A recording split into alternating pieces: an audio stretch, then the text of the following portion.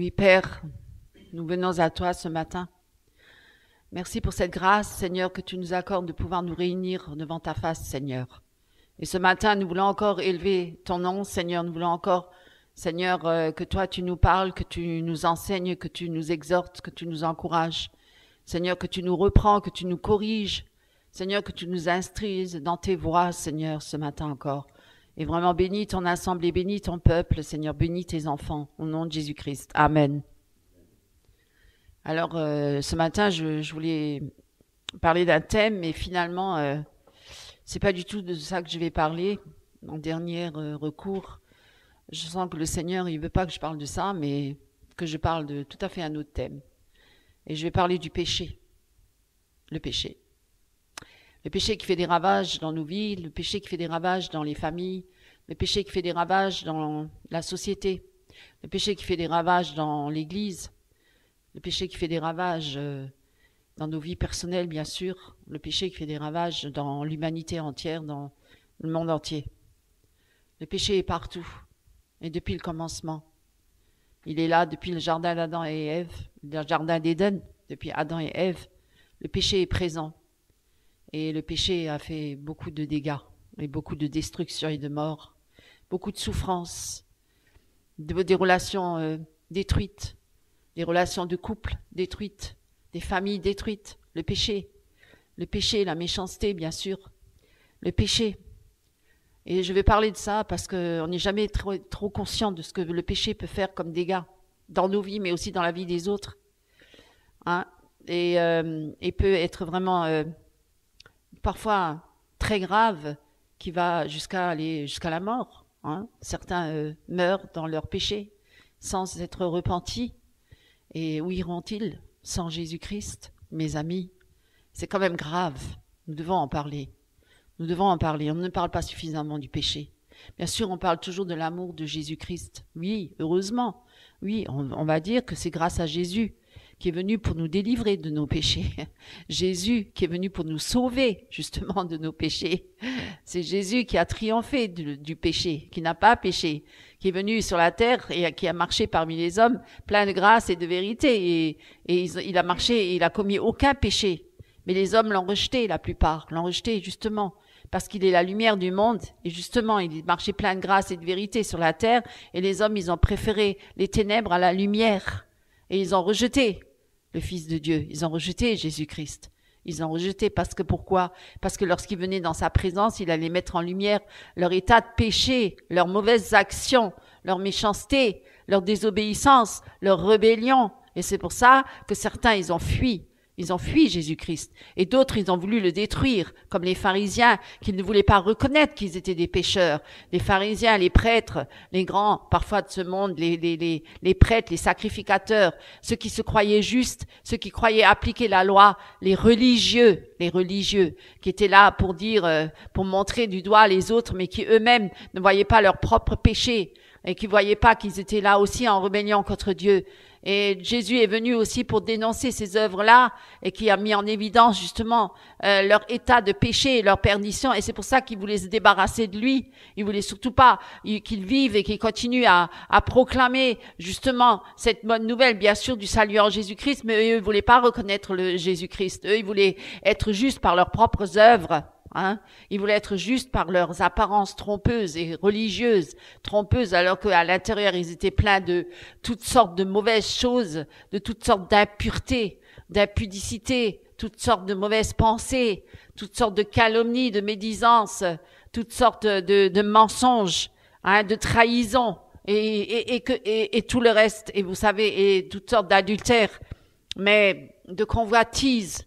Mais Jésus leur a mis justement le doigt là-dessus. Il leur a dit, vous paraissez juste aux yeux des hommes, mais devant Dieu, vous êtes des grands pécheurs. Repentez-vous, disait-il, repentez-vous. Les pharisiens qui venaient même voir Jésus pour l'éprouver, pour le questionner, pour le piéger. Vous voyez, c'était même pas dans une bonne intention. C'était en plus dans une mauvaise intention. C'était pour le piéger. C'était pour dire, ah, tu te prends pour le Fils de Dieu, tu te prends pour, quand on te voit, on voit le Père, quel blasphème. Voyez, ils étaient là toujours pour le pour le contredire ou pour le provoquer, hein, dans ce qu'il faisait, pour dire oui, mais n'est-il pas écrit ceci, cela, vous voyez. Et je vais vous parler du péché, parce que le péché, il y a que Jésus qui peut nous l'enlever. C'est l'agneau de Dieu qui ôta le péché du monde, c'est le seul qui peut l'enlever. On ne pouvant pas enlever ou gratter le péché, vous voyez, l'être humain qui veut essayer de lui-même enlever son propre péché, il n'arrivera pas à l'enlever. Il faut qu'il passe par la croix, il faut qu'il reconnaisse qu'il est un pécheur, il faut qu'il s'humilie devant Dieu. Et justement, tous ces pharisiens-là, ils voulaient pas s'humilier parce que l'orgueil était grand. L'orgueil de ces êtres, de ces personnes-là était très grand. Et c'est pour ça qu'ils voulaient pas s'humilier. Ils voulaient pas se rabaisser et reconnaître leur état de misère et reconnaître qu'ils sont perdus. Hein. Et c'est pour ça qu'ils ont voulu se débarrasser de Jésus. Hein. Ils se sont dit, mais celui-là qui vient nous donner la leçon, mais qui est-il? Hein. Est-ce qu'il est, il est même pas de la lignée des Lévites. Hein. Il est même pas sacrificateur. Il est quoi? Le fils d'un charpentier, un simple charpentier. Mais qu'est-ce qu'il fait là? Qu'est-ce qu'il veut nous donner la leçon? Hein? Lui qui connaît même pas, il n'a même pas fait d'études. Vous voyez, ils étaient tout le temps en train de chercher un moyen pour le rejeter, pour dire que il est rien, il est rien. Voilà, mes amis. Et aujourd'hui, je vais vous parler du péché parce qu'on a besoin de Jésus-Christ. C'est notre seul Seigneur et notre seul Sauveur, l'unique et le seul qui peut nous délivrer de nous-mêmes, de nos péchés, de notre moi, de notre chair, nous délivrer de la religiosité, nous délivrer de toute la convoitise de ce monde, nous délivrer de tout ce qui fait obstacle à la communion avec le Père, parce qu'il l'a dit, c'est moi qui suis le chemin qui vous mène vers le Père. C'est moi qui suis la porte pour le royaume de Dieu. Vous voyez, il faut passer par Jésus. On peut pas aller par un autre chemin. On peut pas dire, mais beaucoup disent Jésus, Jésus. Mais Jésus a dit, ce n'est pas vous ceux qui me disent tous Jésus, Jésus, Seigneur, Seigneur, n'avons-nous pas fait ceci, cela. Mais c'est ceux-là seuls qui font la volonté de Dieu. Parce que beaucoup disent, mais moi je crois en Jésus. Ah oui, tu crois en Jésus? Ben alors fais sa volonté. Obéis-lui. Hein? Alors marche avec Jésus et obéis. L'obéissance vaut mieux que les sacrifices. Beaucoup disent Jésus, Jésus. Beaucoup vont dans les églises. Mais est-ce qu'ils sont réellement avec Jésus? Est-ce qu'ils obéissent au Seigneur?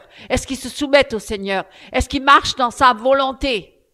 Parce que quand même Jésus lui-même, quand il était dans le jardin de Gethsémani, il a dit, parce qu'il y avait sa chair qui souffrait, parce qu'il savait qu'il allait aller mourir sur la croix. Il a dit quoi à la fin? Père, non pas ma volonté, mais ta volonté. Est-ce que nous disons cela? Est-ce que les chrétiens disent, Père, non pas ma volonté, mais ta volonté, Père? C'est sa volonté qui compte. C'est pas la nôtre. C'est pas celle des hommes, c'est pas ceux des autres. C'est pas, nous n'avons pas à chercher à plaire aux hommes. C'est à Dieu que nous devons plaire. C'est la volonté de Dieu qui compte. C'est pas la volonté des hommes. C'est pas la volonté de mon frère ou de ma sœur ou de mon père ou de ma famille ou de qui que ce soit. C'est la volonté de Dieu qui compte. Et si nous sommes à Christ, si nous appartenons à Christ, eh bien, nous devons nous soumettre à Christ et faire sa volonté. Et non pas celle des hommes, et non pas la mienne, et non pas celle de mon voisin ou de mon mari ou de ma femme. C'est la volonté de Dieu qui compte, avant toute chose. Et lorsque je pêche, et le péché, c'est quoi? C'est la désobéissance au commandement de Dieu. C'est la désobéissance. Ça veut dire, je pêche, je veux mener ma propre vie. Je veux mener ma vie comme bon me semble. Je veux mener ma vie comme moi je l'entends. Voilà. Et je pense, et ce que je pense, je veux le faire. Et je me soumets pas à Dieu. Je demande pas à Dieu, est-ce que c'est ta volonté? Même certains chrétiens, ils mènent leur vie comme bon leur semble. Et ils font ce qu'ils ont envie de faire. Et ils se soumettent pas à Dieu. Mais ils disent, je crois en Dieu. Mais ils sont pas avec Dieu. Hein? Parce que je fais ma volonté. Je fais ce que moi j'ai envie. Mes pensées. Comme moi je décide. Mes projets. Mes plans. Mes buts. C'est moi qui décide. Et les autres se soumettent. Et ils ont à se soumettre. Et je me soumets pas à Dieu moi-même. Mais je veux que les autres se soumettent à moi. Donc je deviens un tyran. Je deviens un dominateur. Vous voyez, sans Dieu, on devient des tyrans. Sans Dieu, si on veut faire sa propre volonté, soit on commence à devenir des dominateurs et on domine sur les autres et on les écrase, soit on devient destructeur parce qu'on ne suit pas la volonté de Dieu. Parce que la volonté de Dieu, c'est la vie. Et l'autre côté, c'est le diable, et le diable, c'est la mort, le péché, la destruction. Alors, péché, c'est désobéir au commandement de Dieu. Péché, c'est mener sa propre vie loin de Dieu. On s'éloigne de plus en plus de Dieu, loin du but originel de Dieu, pour lequel nous avons été créés à la base, hein, à savoir aimer Dieu avant toute chose, avant d'aimer mon prochain. Beaucoup disent toujours, oui, mais il faut aimer ton prochain, l'amour de ton prochain. Oui, mais attention, il y a le premier commandement qui est quoi? Aime Dieu plus que tout, de toutes tes pensées, de toute ton âme, de tout ton cœur, hein, et de tout ton être, de toutes tes forces. Aime Dieu plus que tout, et ton prochain comme toi-même. Mais si tu aimes Dieu plus que tout, et ton prochain comme toi-même, ben, tu vas pas faire ce que ton prochain il a envie de faire avec toi, tu vas décider selon la volonté de Dieu de ce qui va se passer dans ta vie avec ton prochain. C'est pas la même chose. C'est pas la même chose. C'est pas j'aime mon prochain et après j'aime Dieu. Non. On ne sait pas aimer. Sans Dieu, on n'a pas d'amour. Sans Dieu, on est des gros égoïstes qui pensent qu'à notre désir charnel et à satisfaire nos désirs charnels. Sans Dieu, on n'est rien, on est perdu. On va à la perdition. On n'a que des pensées qui sont purement charnelles, diaboliques. D'ailleurs, le monde entier est sous l'emprise du malin. Donc si on n'est pas avec Christ, on est avec qui? On ne peut pas être dans un pays neutre, hein, comme certains disent, moi je suis neutre. Non. Si je ne suis pas avec Christ et je ne suis pas soumis à Christ, je suis de l'autre côté. Je suis quelque part de toute façon sous l'emprise du malin. Et le malin, il fait ce qu'il veut avec ces gens-là. Et souvent, le diable, il utilise des gens qui nous entourent ou des gens qui sont là, proches, pour justement nous contrecarrer dans les plans de Dieu. Et Jésus aussi, on voulait l'arrêter dans ce qu'il devait accomplir, sa mission. Déjà, dès l'entrée, le diable, il voulait le détruire. Il voulait déjà le tuer, déjà petit bébé. Il est même allé le chercher avec Hérode. Hein, il a tué tous les premiers-nés. Vous voyez, il voulait déjà contrecarrer les plans de Dieu, la mission de Jésus qu'il devait accomplir sur cette terre. Et combien de fois il a essayé de le détourner de sa mission? Même dans le jardin, quand il s'est retrouvé dans le désert, il est venu le tenter. Vous voyez, quand on veut vraiment suivre Christ, il y aura toujours des moments où on veut essayer de vous détourner de la mission que Dieu il veut accomplir à travers vous. Ça, c'est certain. C'est un combat, c'est une lutte. S'il n'arrive pas à nous faire chuter par le péché, parce que ça, c'est la première chose qu'il essaye, de vous faire pécher. Le chrétien engagé qui veut vraiment suivre Christ, il va vous pousser au péché. Il va vous pousser justement à tomber, à chuter, à vous détourner des voies de Dieu. Et s'il n'arrive pas dans ce sens-là, eh ben, il va utiliser des gens autour de vous pour vous amener dans une situation qui est contraire à Dieu. Il va vous empêcher d'aller dans la direction de Dieu. Il va venir parfois même avec du sentimentalisme, comme Pierre, quand il est venu vers Jésus, il a dit « Oh non, Jésus, je veux pas que tu ailles sur la croix, moi je t'aime. » Quand Jésus lui a dit « Arrière de moi, Satan. » Tes pensées ne sont pas celles de Dieu. Vous voyez, c'est pas parce que les gens viennent autour de vous et vous font des sentiments que c'est forcément de Dieu. Mais pas du tout. Ça, c'est purement charnel. Le monde entier est rempli par des gens sentimentalistes qui font des sentiments les uns avec les autres. Vous voyez bien à Noël, dans les fêtes de famille, on s'embrasse tous, à Nouvel An, tout le monde va s'embrasser. Tout le monde va dire « je t'aime ». Mais le vrai amour, c'est celui qui est en Christ. Il n'y a pas d'amour dans ce monde-là. C'est un faux amour, c'est du sentimentalisme, c'est la chair. Ça n'a rien à voir avec Christ. Ça n'a rien à voir avec Christ. Le péché qui occupe une grande place dans le monde, dans l'histoire de l'humanité. Depuis le commencement. Lisez la Bible, vous le voyez, depuis le commencement, le péché.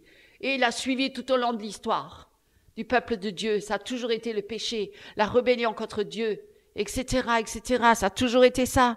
L'homme qui voulait toujours par son orgueil prendre la place de Dieu, faire les choses en dehors de la volonté de Dieu, à sa propre volonté, toujours. Ça a toujours créé des problèmes.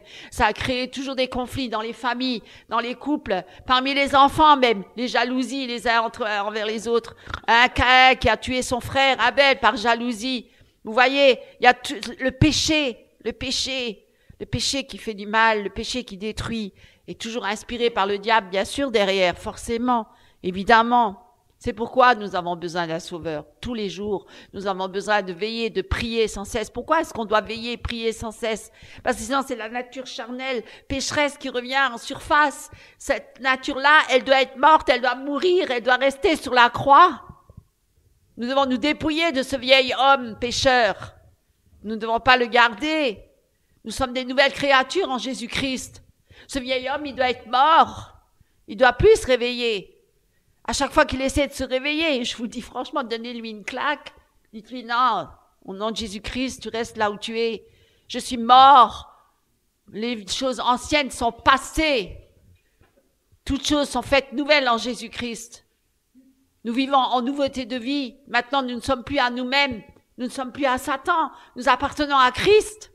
Nous sommes à Christ. Donc, marchons sur ce chemin-là avec Christ, qui a toute autorité sur toute chair et sur tout esprit. Hein? Le péché, c'est à cause du péché que l'homme a été séparé de son Créateur.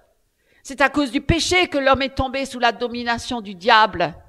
C'est aussi à cause du péché que Jésus a été crucifié. Vous voyez? Jésus l'a dit, et c'est écrit dans Jean 1, 29. Le lendemain, il vit Jésus venant à lui et il dit, voici l'agneau de Dieu qui ôte le péché du monde. Oh, merci Seigneur. Merci Seigneur d'être venu pour ôter le péché du monde. Merci Seigneur. Le péché, il est à l'origine du mal sur la terre. Il est à l'origine de la malédiction. La malédiction qui est venue sur la terre depuis Adam et Ève. Tout a été maudit à cause du péché, la désobéissance. On a été coupé de la communion avec le Père. Et le seul moyen par lequel nous puissions retrouver cette communion par le Père, c'est par Jésus-Christ qui nous a rachetés, qui nous a lavés de nos péchés, qui nous a purifiés pour retrouver cette communion, cet premier amour avec Dieu, de retrouver cette communion céleste avec le Père. Et d'ailleurs, Dieu nous a tellement de fois avertis. Combien de fois il a averti l'homme de se détourner de son péché, d'arrêter de pécher. Combien de fois il a averti le peuple à travers les prophètes qu'ils ont été lapidés. Même son propre fils Jésus-Christ qu'il a donné pour avertir le peuple de se détourner de ses mauvaises voies et du péché et de revenir à lui. À chaque fois il l'appelle. À chaque fois il y a un appel pour que l'homme revienne à lui. L'homme, la femme, bien sûr je parle de l'homme en général. Qui revienne à lui. Il est prêt à lui pardonner. C'est un Dieu de grâce et de miséricorde. Il est toujours prêt à lui pardonner à celui qui se repent, bien sûr, de ses péchés. Il faut passer par la croix, par la nouvelle naissance. On ne peut pas rentrer dans le royaume de Dieu. La chair et le sang, là, ne peuvent pas hériter du royaume de Dieu. Il faut passer par la nouvelle naissance. Il faut naître de nouveau. Il faut naître d'en haut. Le Saint-Esprit. Il faut passer par la mort à soi, la mort sur la croix de la vieille nature pécheresse, que Jésus est venu pour nous dépouiller et nous revêtir de sa vie à lui. C'est Christ qui vit en moi, ce n'est plus moi qui vis, c'est Christ qui vit en moi. Et si c'est Christ qui vit en moi, celui qui est en moi est bien plus fort que celui qui est dans le monde. Il a vaincu le monde, il a vaincu Satan, il a vaincu les démons, il a vaincu la mort, le péché. Tout est vaincu au nom de Jésus-Christ. Sans Jésus, je n'ai pas la victoire sur rien. Même pas sur ma chair, mais avec Jésus-Christ, j'ai la victoire. J'ai la victoire sur la chair, sur le moi, sur l'homme, sur les ténèbres, sur le diable, les démons, la mort, le péché, le monde. J'ai la victoire au nom de Jésus-Christ. Mes amis, nous sommes des soldats en Jésus-Christ. Nous devons revêtir cette armure du chrétien. Éphésiens, vous le lisez dans la parole. Ce ne sont pas des paroles en l'air, ce sont des paroles vivantes que nous devons nous revêtir de cette armure. Parce que nous sommes dans un combat. Nous sommes dans un combat. Et il y a une course, et nous devons atteindre le but. Hein? La vie éternelle, éternellement avec Christ, et ne pas dévier de cette voie, et ne pas déserter, mais de rester fidèle, obéissant, et d'aller jusqu'au bout pour hériter la couronne de vie. C'est un combat. Personne ne doit vous retenir.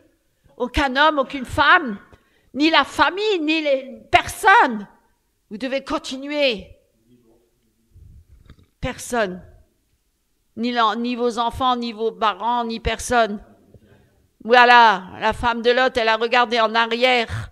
Et c'est pourquoi elle est restée là, elle a été transformée en statue de sel. Parce que quand Dieu donne un ordre, quand il dit, tu ne te retourneras pas parce que je vais détruire cette ville, elle est remplie de méchanceté, remplie d'abomination, de ténèbres, de péché. Je vais la détruire. Alors que Dieu, à la base, n'est pas un destructeur. Dieu, c'est un créateur. C'est la résurrection et la vie. Mais là, il était obligé à cause du péché.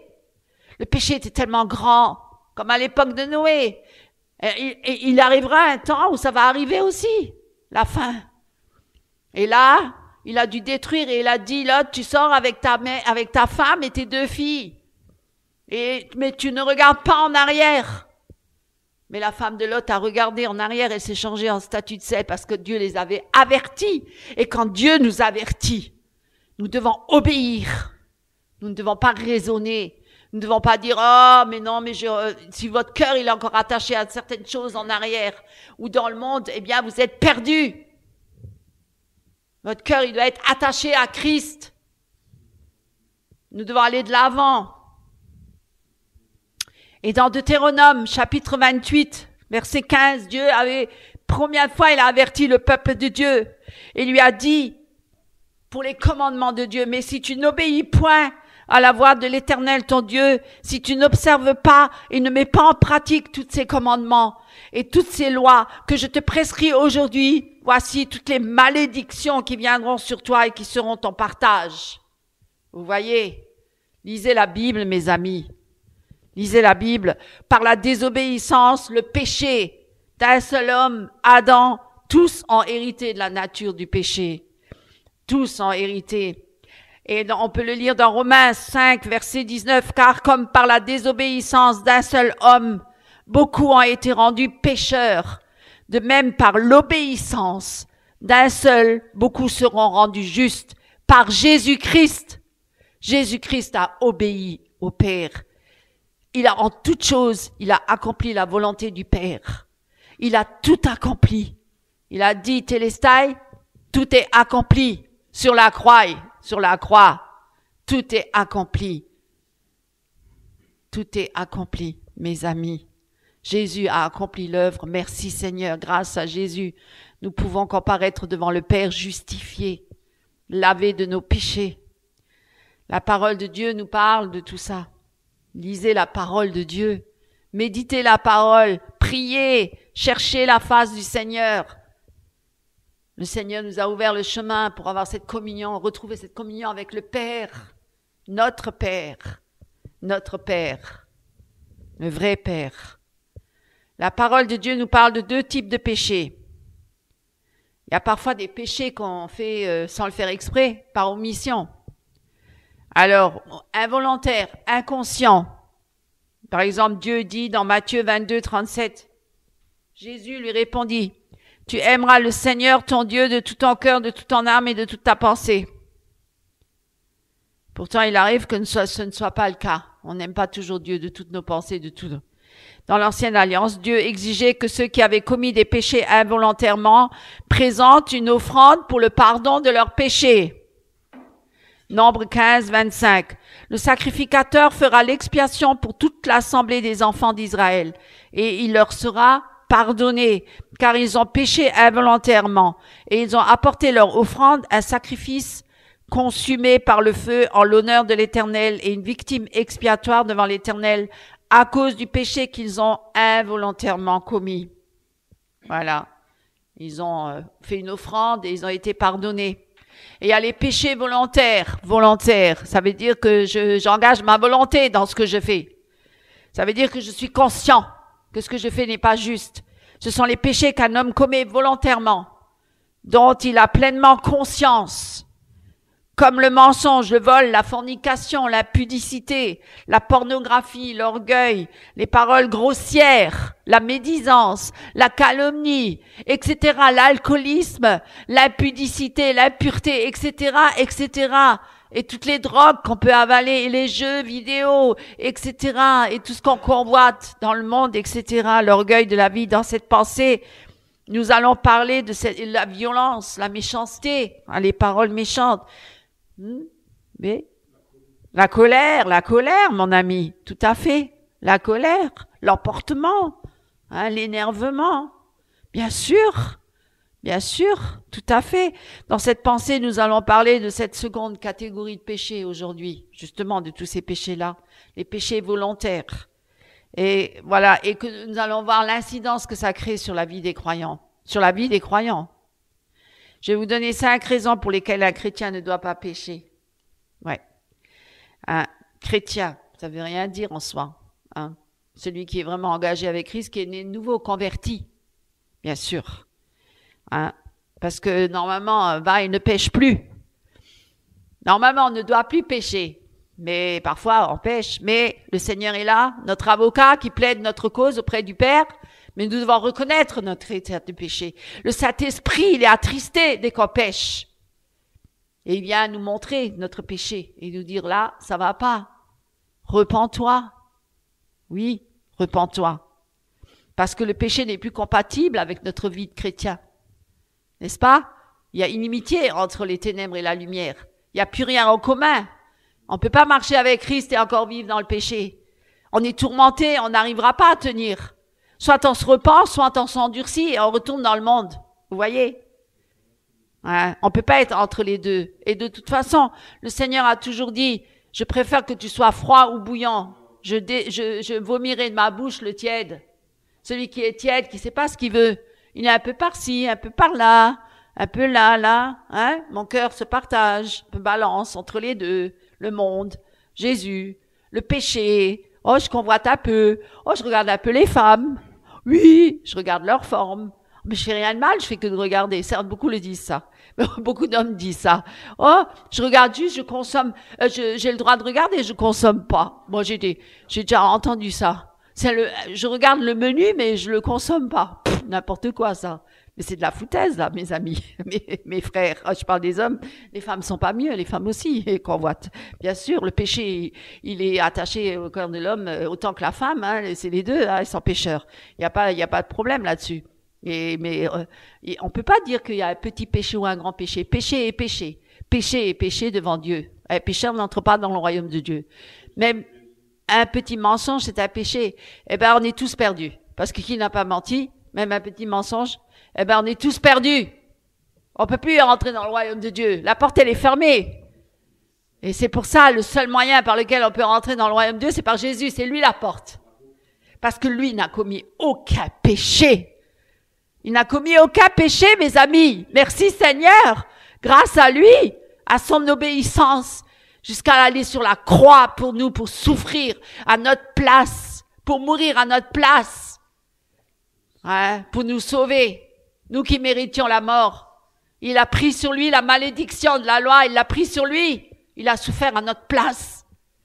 Hein, et merci Seigneur parce qu'il a triomphé de la mort. Il n'est pas resté dans la mort.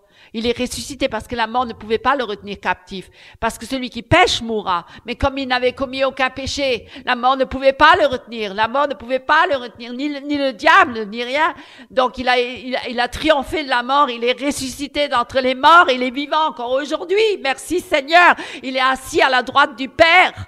Il est notre avocat. Il plaide pour nous. Il plaide pour notre cause. Il est là. Il combat pour nous. Merci Seigneur. Il est vivant. Il est vivant. Il est vivant, merci Seigneur, alléluia. Il a dit à ses apôtres, à ses amis, il a dit, je m'en vais auprès du Père quand il s'est montré à ses apôtres, quand il est ressuscité d'entre les morts. Il a dit, il faut que je m'en aille auprès de mon Père pour que je vous envoie le Saint-Esprit. Celui-là, le consolateur qui sera avec vous jusqu'à la fin et qui parlera de mon Père et qui vous parlera de toutes choses et qui vous enseignera toutes choses. Au nom de Jésus-Christ. Amen. Merci Seigneur. Un chrétien ne doit pas vivre dans le péché. Il ne peut pas rester dans le péché. Ce n'est pas dans sa nature de péché parce qu'il a la nature de Christ en lui aujourd'hui. S'il est né de nouveau. Et pourtant certains pêchent. Il est possible qu'un chrétien commette un péché. Mais c'est pour ça que Paul avait averti les chrétiens nés de nouveau en leur disant quoi? Dans Éphésiens chapitre 4 verset 26, ne péchez point. Ne péchez point. Il les a prévenus quand même. On a tendance à l'oublier, ça. Certains, ils disent même, « Oh, mais j'ai la grâce, sauvée, sauvée pour toujours. » Ah bon? Ah oui, tiens donc. Donc, t'as plus besoin tu peux pécher comme tu veux. C'est pas grave. T'es sauvé. Non, mes amis, ça c'est un faux évangile. Faut se repentir. Faut venir à la croix. Faut marcher dans la sainteté. Sans la sanctification, nul ne verra Dieu, mes amis. Hein? Alors certains, oui, ils tombent, ils chutent. Dieu. Et après, ils sont malheureux, hein. Ils sont amèrement. Ils regrettent amèrement. Et ô combien. Certains regrettent amèrement. Moi, je fais partie de ce lot-là. J'ai aussi désobéi par moments. Pourquoi aujourd'hui je suis tellement ferme et virulente sur ces choses-là? Parce que moi-même, j'ai déjà chuté. Et j'ai demandé pardon au Seigneur et j'ai regretté amèrement mon péché. Mais certains, ils regrettent amèrement, mais ils se repentent, mais ils finissent par retomber dans les mêmes vices. Alors ça, c'est grave.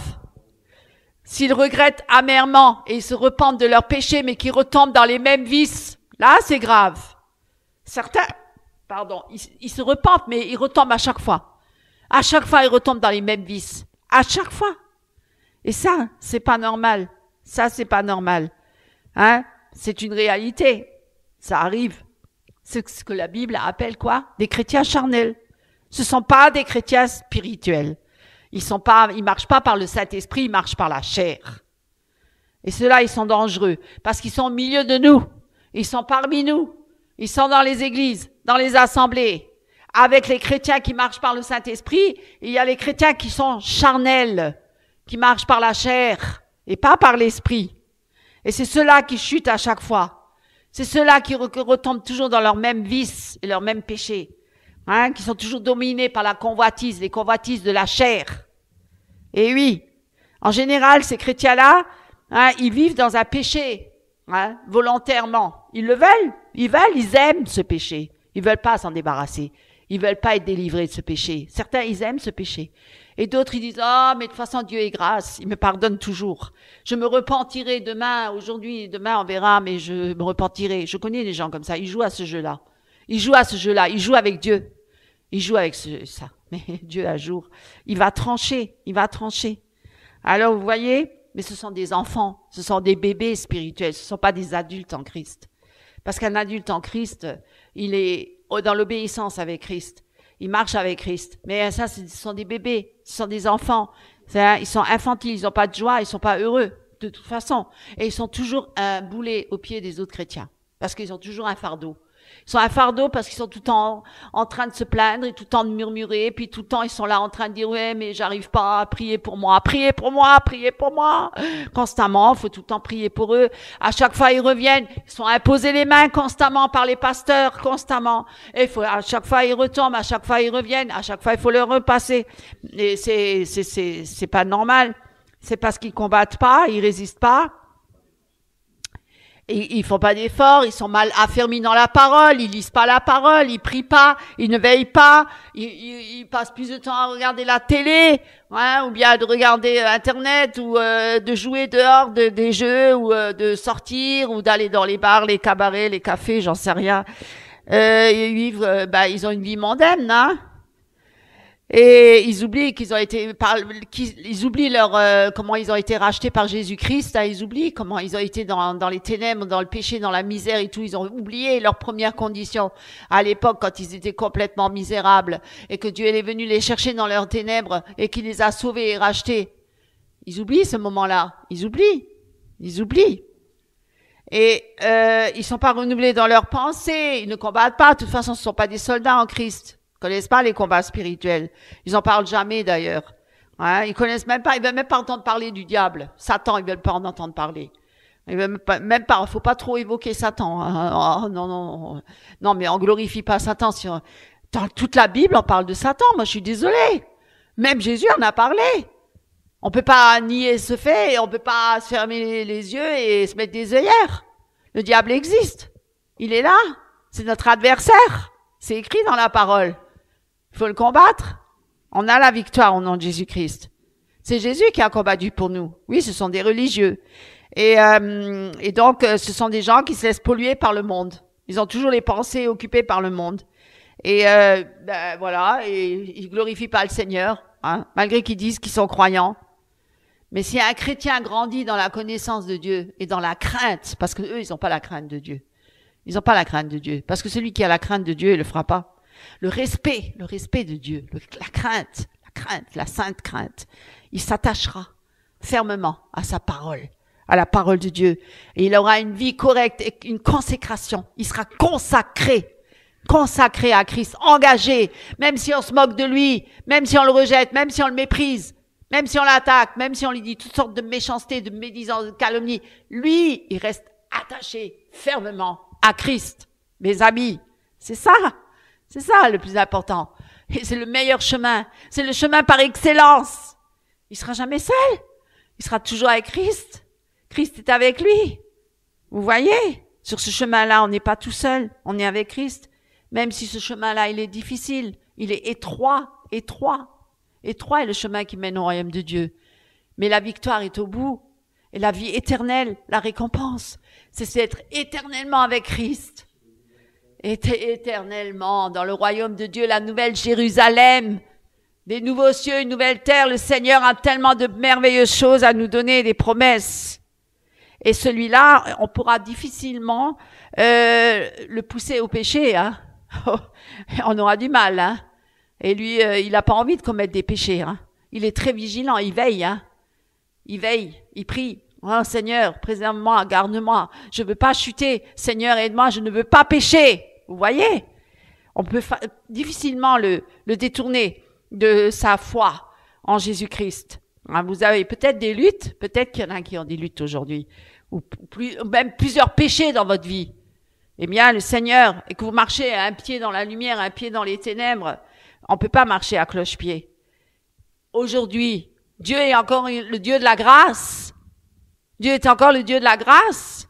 Alors, ouvrez votre cœur, car vous pouvez encore être délivrés aujourd'hui. Moi, je vous invite, mes frères et mes sœurs, et tous ceux qui ont chuté ou qui ont rétrogradé, tous ceux qui se sont éloignés de Dieu ou qui se sont endurcis à cause du péché. Aujourd'hui, je fais un appel à toutes ces personnes-là. Revenez à Christ. Revenez à Christ avant qu'il soit trop tard. La porte est encore ouverte. Elle n'est pas encore fermée. Revenez à Christ. Bientôt la porte sera fermée. Bientôt la porte sera fermée. Bientôt le peuple de Dieu va partir avec Jésus. Bientôt Jésus va revenir chercher son peuple. Bientôt Jésus vient nous chercher. Enfin nous rentrerons dans la maison. Alléluia. Bientôt nous allons rentrer à la maison. Merci Seigneur, à la maison du Père. Mais encore aujourd'hui, Jésus appelle encore des personnes à venir à lui, à revenir à lui pour ceux qui ont péché, qui sont tombés. Hein, que encore aujourd'hui, vous venez encore aujourd'hui à lui. N'endurcissez pas vos cœurs si vous entendez sa voix aujourd'hui. N'endurcissez pas vos cœurs. Venez à lui aujourd'hui. Il n'est pas trop tard. Dieu est encore un Dieu de miséricorde et de grâce, qui pardonne encore les péchés. C'est encore le temps de la grâce. Même s'il est minuit, moins une, comme certains disent. Vous connaîtrez la vérité et la vérité vous affranchira. Parce qu'en péchant, vous ouvrez la porte au diable. Hein? Vous devez renoncer au péché. Dans Éphésiens 4, il est écrit 25, c'est pourquoi renoncez au mensonge et au péché et que chacun de vous parle selon la vérité à son prochain. Car nous sommes membres les uns des autres quand nous sommes une assemblée. Il ne doit pas y avoir de mensonge.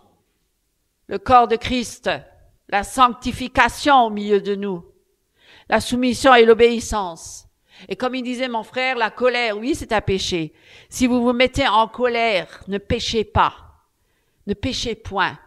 Que le soleil ne se couche pas sur votre colère. Hein? Non, que le soleil ne se couche pas sur votre colère.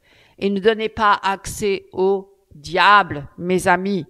Alors, je vais aujourd'hui clore là-dessus, mais j'ai encore beaucoup de choses à dire sur le péché. Et nous allons continuer dimanche prochain sur le péché.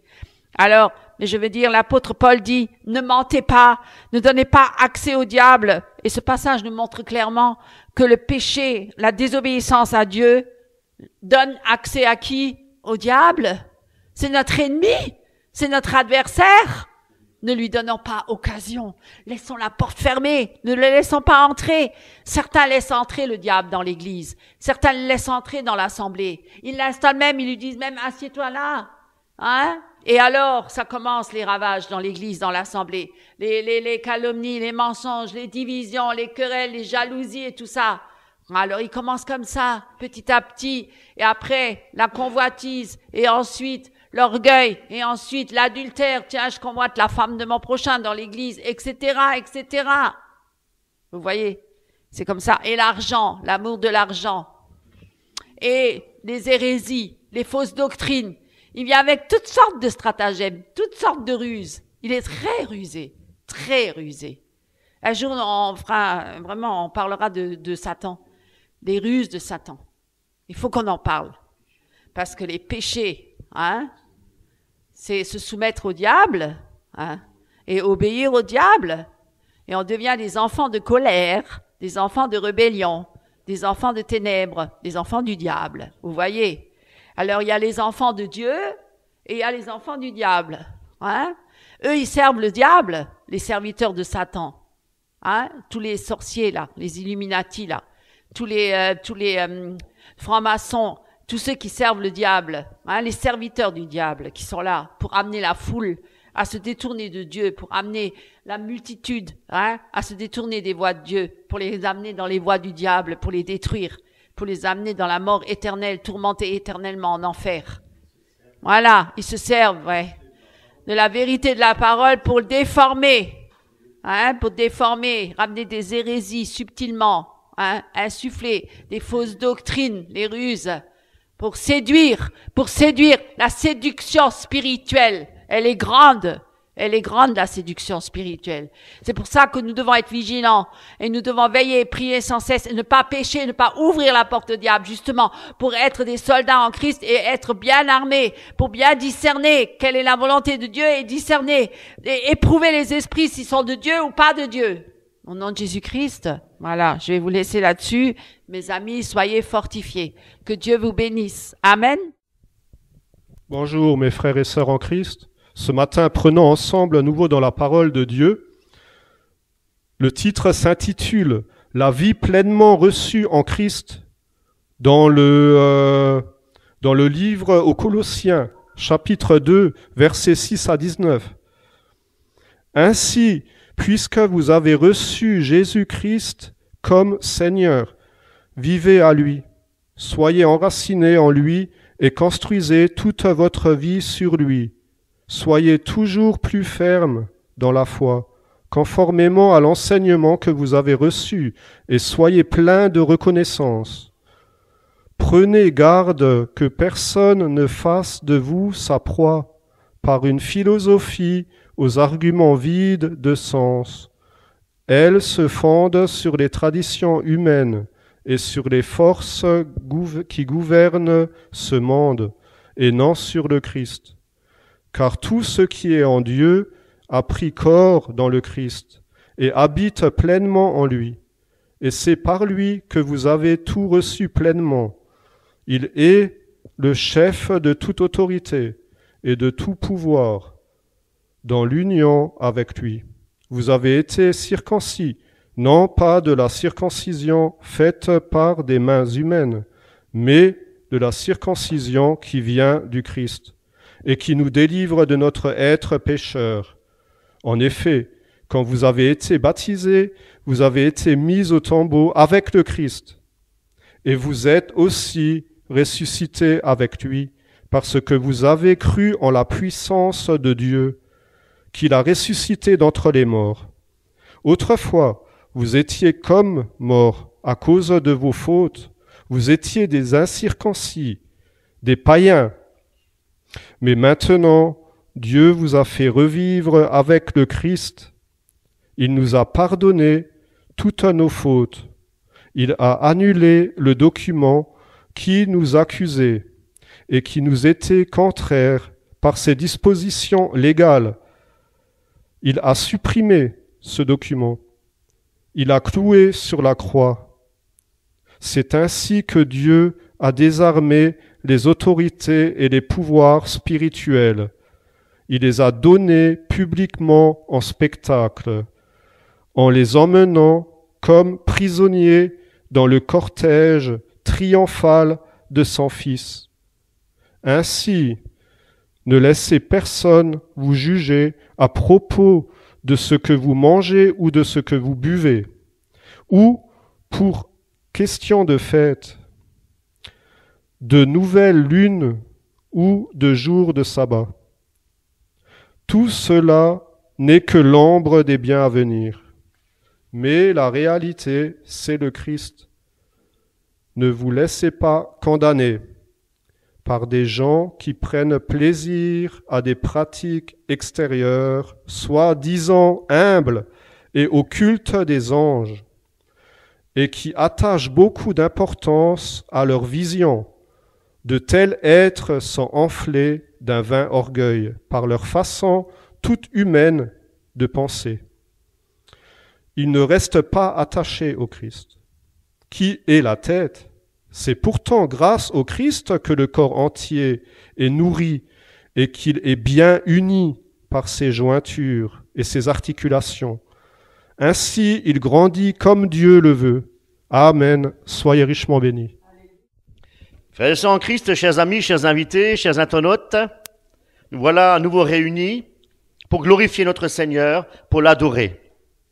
Eh bien, ce matin, nous allons parler de la préparation de notre vie future dans le royaume de Dieu. Et il est important, effectivement, de se préparer. Nous vivons des temps très difficiles. Nous vivons des moments qui sont des fois très désagréables.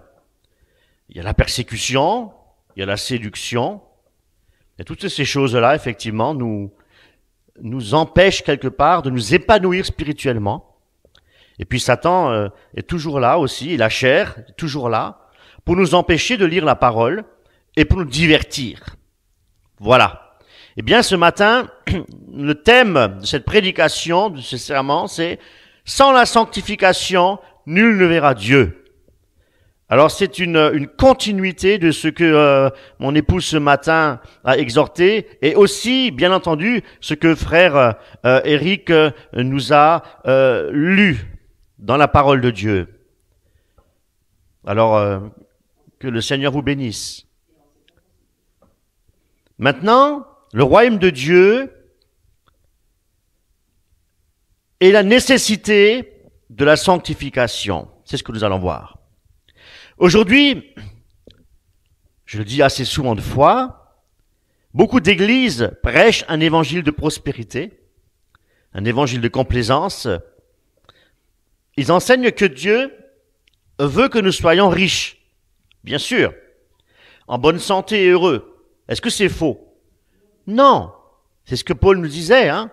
Je désire la prospérité dans ta vie. C'est ce que nous souhaitons tous, et c'est ce que nous souhaitons tous. Il n'y a aucun problème à cela. Aucun. C'est pas faux. Mais, frères et sœurs en Christ, derrière ce message peut se cacher autre chose. Quelque chose de bien plus subtil. Et c'est ce que nous allons voir. On peut facilement tordre le sens des Écritures, déformer à sa convenance pour enseigner des hérésies. Voyez-vous? Raisonnement humain. Comme par exemple, ils disent que si une personne a une grande foi et si elle suit certains principes, comme par exemple prier, comme par exemple donner de l'argent à l'église, hein, la dîme, et elle sera bénie par Dieu. Elle sera bénie par Dieu, récompensée par des biens matériels, par des richesses. Voyez-vous? Et bien entendu aussi le succès. Hein? Faut pas l'oublier celui-ci. Voyez-vous, la prospérité financière, mes amis, le problème qu'il y a, c'est que elle passe avant la prospérité spirituelle. Et c'est cela, mes amis, le danger. Parce que cette doctrine pousse quelque part les gens à donner de l'argent dans l'espoir d'obtenir des récompenses matérielles. Voyez-vous le piège? Voyez-vous, c'est une contrefaçon des Écritures, de ce que Paul enseignait. Jésus-Christ de dire un vêtement suffit, la nourriture suffise. Et cet enseignement, c'est vrai, il est très éloigné de l'enseignement des premiers chrétiens. La nouvelle réforme apostolique. Qui n'a jamais entendu parler de la nouvelle réforme apostolique? Mon épouse en fait régulièrement référence.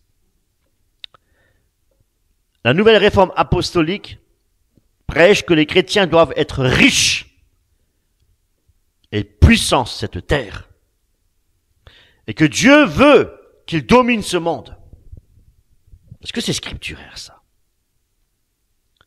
Pourquoi? Parce que la Bible enseigne tout à fait le contraire. Qu'est-ce qu'il dit? Dans Matthieu, il est dit, Jésus-Christ dit, au chapitre 6, vous pouvez le consulter, versets 19-20, « Ne vous amassez pas des trésors sur la terre, mais amassez-vous des trésors où? Dans le ciel. » Nous sommes des citoyens des cieux, mes amis.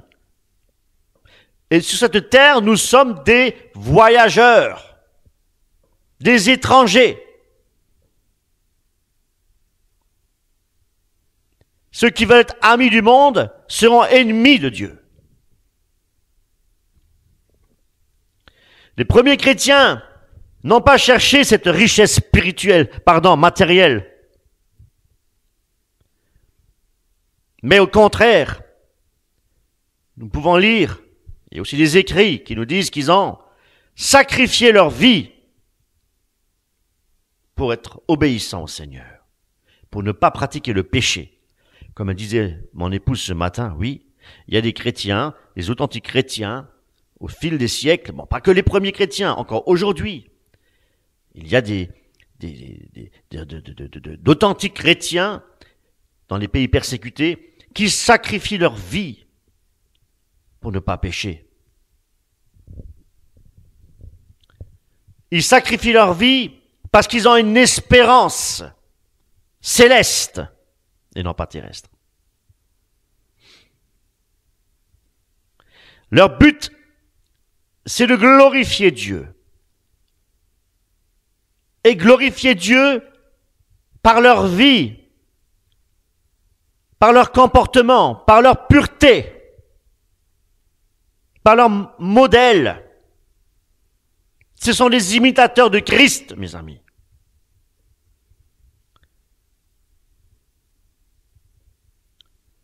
Et la sanctification, sans laquelle nul ne verra Dieu. Certains enseignent aussi que le salut est garanti, peu importe comment nous vivons. Une fois sauvés, sauvés pour toujours. Mais ce n'est pas ce que la Bible enseigne. Le salut demande, mes amis, une vie de repentance, de persévérance et de sanctification. Repentance, persévérance, sanctification. Comme Jésus l'a dit effectivement dans Matthieu chapitre 7, verset 21. Ce ne sont pas tous ceux qui me disent Seigneur, Seigneur, qui entreront dans le royaume des cieux, mais celui qui fait la volonté de mon Père. Le véritable objectif, frères et sœurs en Christ, du chrétien, n'est pas, ou ne doit pas être de bâtir un royaume de Dieu sur cette terre, de s'enrichir et de devenir riche. Le but de notre vie chrétienne, c'est de nous préparer pour le royaume céleste, le royaume de Dieu. Et ce royaume de Dieu sera pleinement manifesté lorsque Jésus-Christ reviendra dans toute sa gloire. Alléluia. Parce que nous serons éternellement avec lui. C'est pourquoi nous sommes appelés à nous sanctifier pour le Seigneur. La sanctification qu'est-ce que c'est que la sanctification? La sanctification, c'est l'œuvre par laquelle notre Seigneur, Dieu, nous purifie.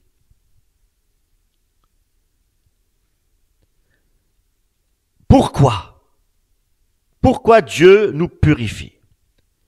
Pour nous rendre semblables à Jésus-Christ. Jésus-Christ sans péché. Homme sans péché. Et Dieu. C'est pourquoi il a pu effectivement, sur la croix de Golgotha, offrir sa vie pour tous les hommes. Pas pour une catégorie, mais pour tous les hommes. Car tous les hommes ont péché et sont privés de la gloire de Dieu, sans exception. Et Dieu l'a dit, Christ a dit, je veux attirer tous les hommes à moi. Pas qu'une certaine catégorie. Pas que les élus. Tous les hommes. Oui. La sanctification, mes amis, nous devons le voir comme un processus, voyez-vous. Ça commence au moment où nous acceptons Jésus-Christ comme notre Seigneur et notre Sauveur. Pas que comme notre Sauveur seulement, mais comme notre Seigneur de la vie. Ça veut dire que ce n'est plus moi qui dirige la vie. Seigneur, prends le contrôle de ma vie. Prends les rênes de ma vie. Et Seigneur, notre Dieu, travaille mon cœur et rends-moi semblable à Jésus-Christ par ton Saint-Esprit. Et cela, c'est ce qu'on appelle la sanctification. Jésus-Christ nous sanctifie. Et ça se poursuit tout au long de notre vie. Jusqu'à ce que nous rencontrions notre Seigneur. C'est pourquoi que sans la sanctification, nul ne verra Dieu. Si Dieu ne nous sanctifie pas, nous ne pouvons pas. Si Dieu ne nous met pas à part pour le servir, nous ne pouvons pas. Pour grandir et pour marcher dans la sainteté, nous ne pouvons pas voir Dieu. Et l'œuvre du Saint-Esprit travaille en nous. Pour quelle raison? Pour nous faire abandonner le péché et pour nous faire vivre dans l'obéissance. La sanctification, mes amis, veut dire aussi mise à part. Et c'est synonyme de consacrer, une consécration, mes amis. Ou on peut aussi parler de pureté. Sanctification, mise à part, consécration, pureté. Le but de la sanctification, mes amis, bien entendu, par la puissance du Saint-Esprit, on ne peut pas être sanctifié sans l'Esprit de Dieu. C'est le Saint-Esprit qui nous sanctifie, qui nous donne cette possibilité de devenir pur et de ressembler à Jésus-Christ. Pas notre chair, pas notre volonté, car même notre volonté ne vient pas de nous-mêmes. Dieu donne le vouloir et le faire. Mes amis, l'action de l'Esprit de Dieu dans notre vie, de par la sanctification, par la puissance du Saint-Esprit, c'est de nous séparer de plus en plus du monde pour ne plus obéir à la chair et au diable, mais pour obéir à Dieu. C'est pourquoi Paul dit ne péchez plus. C'est pourquoi je disais qu'il s'agit d'un processus. Nous sommes chrétiens, non pas les dimanches. Nous sommes chrétiens du lundi au dimanche. Mes amis. Et cela, toute notre vie, jusqu'à notre dernier souffle. Nous sommes chrétiens jusqu'à notre dernier souffle, mes amis. 1 Thessaloniciens 4, verset 3. Ce que Dieu veut, c'est votre sanctification. Dieu veut notre sanctification. Et c'est quoi? Qu'est-ce qu'il dit, Paul? Il dit que vous vous absteniez de l'impudicité. 1 Pierre 1, 15, 16. Mais puisque celui qui vous a appelé est saint, qui nous a appelés? Dieu nous a appelés. Dieu est saint. Qu'est-ce qu'il veut pour nous? Il veut que nous soyons également saints, nous dit la parole de Dieu. Dans toute votre conduite, nous dit-il, selon qu'il est écrit, vous serez saints, car je suis saint. Voyez-vous, la sanctification est liée à la pureté du corps. C'est pourquoi il dit que vous vous absteniez de l'impudicité et que vous soyez saints dans toute votre conduite. Car je suis saint. Donc, c'est pourquoi nous devons faire mourir les actions du corps par la chair, de la chair, par l'Esprit de Dieu qui habite en nous. Amen. Ces passages, effectivement, nous montrent que la sanctification n'est pas seulement une simple pensée spirituelle, mais c'est une exigence divine et c'est un commandement de Dieu. Et si ce commandement, ou si c'est un commandement, c'est que la sanctification, mes amis, est quelque chose de très important dans la vie, justement, dans notre vie chrétienne, et pour plusieurs raisons. C'est ce que nous allons voir. Les raisons autant spirituelles, mes amis, que pratiques. Et le premier point que je vais aborder, c'est que la sanctification est une condition pour voir Dieu. Hein, il est bien dit, sans la sanctification, nul ne peut voir Dieu. Pour voir Dieu, il est important de se sanctifier, mes amis, d'être sanctifié par Dieu. Ça signifie que notre relation avec Dieu est liée à notre recherche de la pureté et de la sainteté de notre corps, de notre âme, de notre esprit. Dans les pensées, l'âme et le corps. Dieu nous a créés tripartite. Hébreux 12, 14. Recherchez la paix avec tous et la sanctification.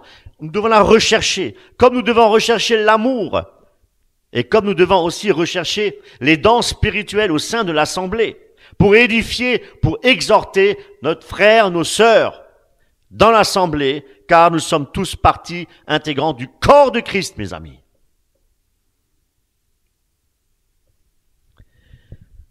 Matthieu 5, 8. Heureux ceux qui ont le cœur pur, car ils verront Dieu. Voyez-vous, sanctification et pureté intrinsèquement liées, mes amis. Dieu est saint, et seuls ceux qui se purifient, ceux qui se sanctifient, peuvent demeurer aussi et goûter la présence réelle du Christ, car nous sommes le temple de l'Esprit de Dieu. Et Dieu n'habite pas dans un corps, dans un cœur impur. C'est pourquoi nous devons nous purifier tous les jours. Et c'est pourquoi si nous avons péché, nous avons un avocat auprès de notre Dieu, c'est Jésus-Christ. Il ne se lassera jamais de nous pardonner, tant que nous nous repentons et que nous revenons à Jésus-Christ, mes amis. Dans l'Ancienne Alliance, dans l'Ancien Testament, on voit que la sainteté de Dieu, mes amis, était si grande, si importante, mes amis, aux yeux du peuple juif, que les prêtres, écoutez bien, lorsqu'ils devaient se purifier avant de rentrer dans le lieu sacré, eh bien, ils y allaient avec crainte, mes amis. D'ailleurs, la Bible nous dit aussi, travaillez à votre salut avec crainte et tremblement. Ils y allaient avec crainte, mes amis. Et de la même façon, notre vie doit être purifiée si nous voulons vraiment vivre la présence de Dieu. Pas seulement après la mort, mais déjà dans notre vie de tous les jours. C'est ça. Le deuxième point, que la sanctification est très importante dans notre vie, c'est que dans notre vie chrétienne, la sanctification doit être La sanctification est le but de notre salut. Dieu ne nous sauve pas simplement pour nous pardonner. Dieu nous sauve aussi pour nous transformer à son image. Voyez-vous?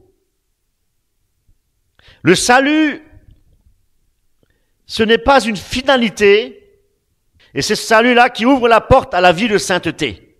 C'est là que ça commence. Éphésiens 1, 4. En lui, Dieu nous a choisis avant la fondation du monde pour que nous soyons saints et irréprochables devant lui. Romains 8, 29. Car ceux qu'il a connus d'avance, il les a aussi prédestinés à être semblables à l'image de son Fils. Et c'est pourquoi, mes amis, frères et sœurs en Christ, nous devons comprendre que c'est la sanctification de Dieu qui nous sauve premièrement et que nous devons travailler à notre salut. Travailler à notre salut, pourquoi? Parce que la sanctification, c'est une œuvre continue, je parle de ce processus, voyez-vous, une œuvre qui continue, l'œuvre de Dieu qui continue dans notre vie pour nous ramener de plus en plus à la ressemblance de Jésus-Christ. Ce n'est pas en régressant, mais c'est en persévérant et toujours être semblable, pour devenir semblable à l'image de Christ. C'est pourquoi nous devons être des imitateurs de Jésus-Christ, mes amis, et non pas des imitateurs d'hommes. C'est ce processus de sanctification, vraiment, qui témoigne que nous sommes réellement sauvés. Voyez-vous? Sans ce processus de transformation, mes amis, notre foi, elle reste morte, et notre foi reste non fructueuse et stérile.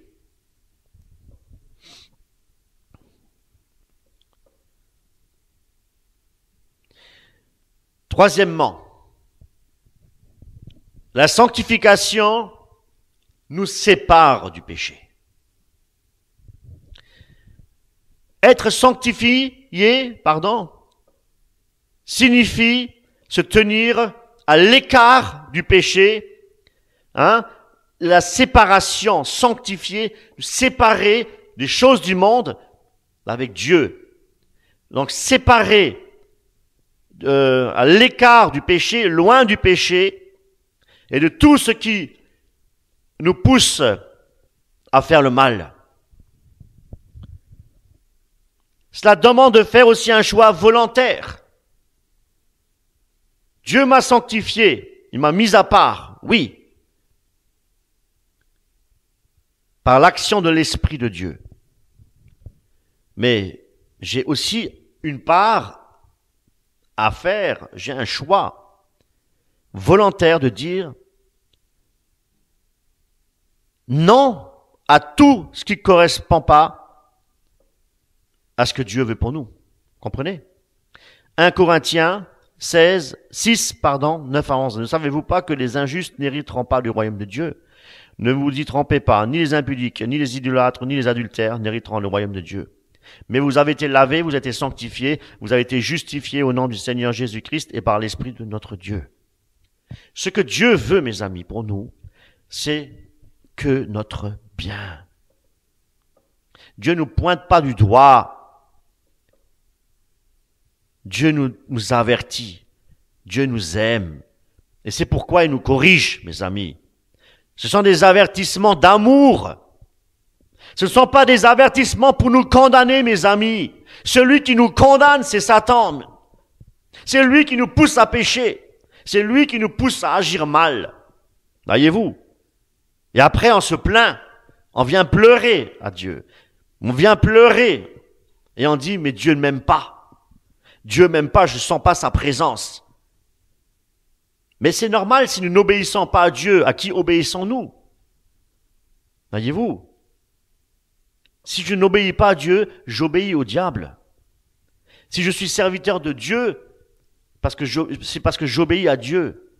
Et je suis serviteur de Satan si j'obéis à Satan. Voyez-vous? Et Dieu ne veut qu'aucun ne périsse, mais que tous aient la vie éternelle et qu'ils se repentent de leurs péchés. Dieu est amour. Dieu, ce matin, te dit, reviens à moi. Et ne doute pas de mon amour pour toi.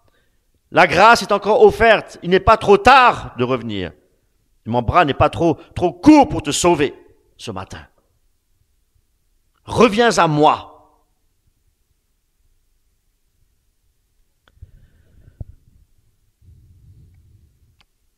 Parce que vous avez été lavés, vous avez été sanctifiés. Parce que vous avez été justifiés au nom de notre Seigneur Jésus-Christ, par l'Esprit de notre Dieu. Alors reviens à moi ce matin. Ce que Dieu veut pour nous, c'est vraiment notre bonheur. Dieu veut nous donner de ce qu'il y a de meilleur pour nous. Et de ce qu'il y a de meilleur pour nous, c'est quoi? C'est de nous écarter, de nous séparer du mal. C'est pourquoi il nous a sanctifiés, pour le servir. Les amis. Et c'est pourquoi il veut que nous soyons sanctifiés. Il ne veut pas que nous participions à toutes les choses qui peuvent nous éloigner de lui et de nous perdre. Quatrième point.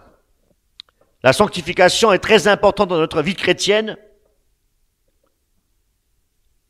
et que la sanctification est aussi une sanctification, un processus, tout à l'heure je le disais, un processus actif dans notre vie.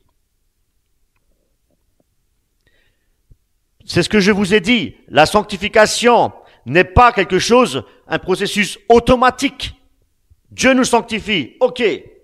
Mais nous aussi, je le disais tout à l'heure, nous avons notre part à réaliser. Voyez-vous, nous avons à participer. Nous avons à faire des efforts, mes amis, de notre part. On se dit aujourd'hui, mais t'es sauvé, qu'est-ce que tu vas encore faire des efforts? T'es pas sauvé, par les œuvres, t'es sauvé par la grâce. Alléluia. Oui, nous sommes sauvés par la grâce de Dieu. Mais nous devons travailler à notre salut, mes amis. Écoutez bien 2 Pierre 1,5, ce qui est dit. Faites tous vos efforts. Paul nous demande de faire des efforts. Nous devons travailler à notre salut. N'oublions pas que nous avons un ennemi qui est là pour nous attaquer. Il veut nous réduire à rien. Nous sommes les enfants de Dieu et l'ennemi de nos âmes est là pour nous attaquer, pour nous faire chuter, pour nous faire douter de l'amour de Dieu pour nous. Parce que c'est l'amour de Dieu qui nous sauve, mes amis. C'est l'amour de Dieu qui nous sauve. Vous savez pourquoi que c'est l'amour de Dieu qui nous sauve? Parce que Jésus-Christ, par amour, a offert sa vie pour nous. Amen. Faites tous vos efforts pour joindre à votre foi la vertu. La vertu, la science. À la science, la tempérance. À la tempérance, la patience. À la patience, la piété. Ceux qui veulent vivre pieusement seront persécutés, nous dit la parole de Dieu. Eh oui, ou on est ami du monde, ou on est ennemi de Dieu. Ou on est ennemi du monde et on est ami de Dieu. Nous ne pouvons pas servir, la Bible nous dit, 2 maîtres à la fois. Ou nous sommes sanctifiés pour obéir au diable et être serviteurs de Satan, ou bien nous sommes sanctifiés pour Jésus-Christ, pour vivre, pour avoir comme modèle Jésus-Christ. Il n'y a pas d'alternative, il n'y a pas un juste milieu. Les justes milieux, mes amis, mes frères et sœurs en Christ, c'est les tièdes. Et Jésus a dit que les tièdes, je les vomirai de ma bouche. Philippiens 2, 12, 13. Ainsi, mes bien-aimés, comme vous avez toujours obéi, travaillez à votre salut avec crainte et tremblement. Non seulement comme en ma présence, mais bien plus encore maintenant que je suis absent. Car c'est Dieu qui produit en vous le vouloir et le faire, comme je le disais tout à l'heure, selon son bon plaisir. Bon, parce que Dieu est bon, et plaisir, parce que Dieu veut nous donner du plaisir, mes amis. dans l'obéissance, à vouloir faire les choses et à faire les choses.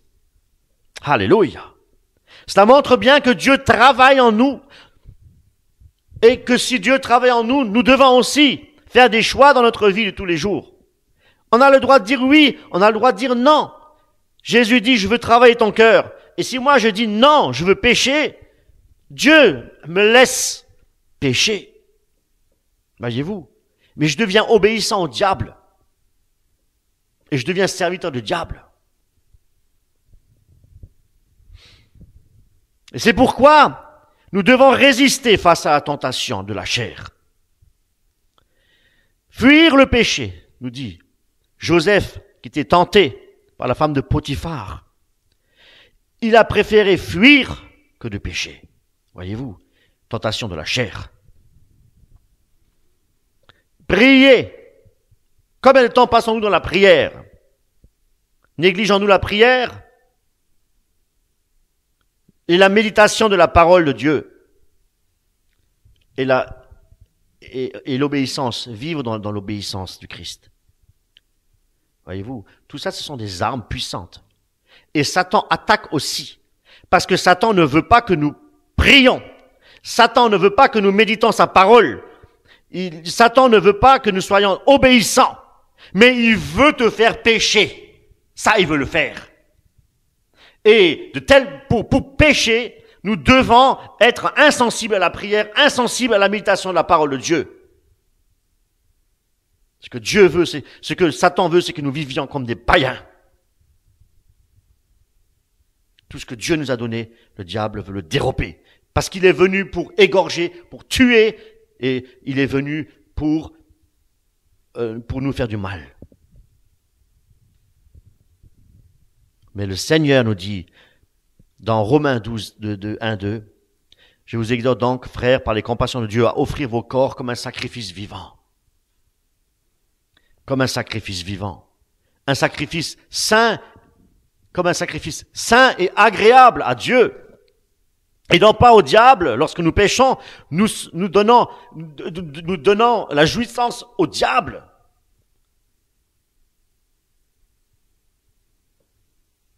Mes amis,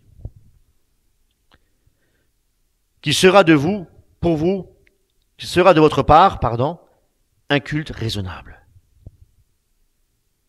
J'aimerais vous citer 2 exemples des premiers chrétiens.